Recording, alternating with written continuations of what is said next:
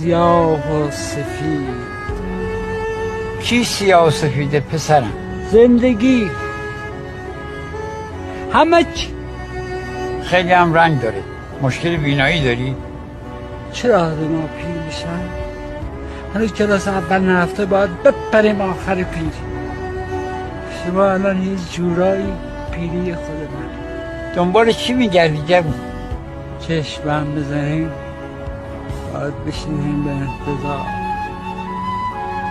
کار دیگه از اون برمیاد. غم انگیزه نه؟ زیاد کتاب خوندی؟ چرا بشر اینقدر سوال داره؟ پس کی به جواب این سوالاتش میرسه؟ دستت چی شده؟ اینا خودش یه سوال بزرگه. چرا ما شکستنی هستیم؟ چرا ما رو بسته بندی شده نفرستادن؟ جلومو بنویسند با احتیاط هم شود میشکن.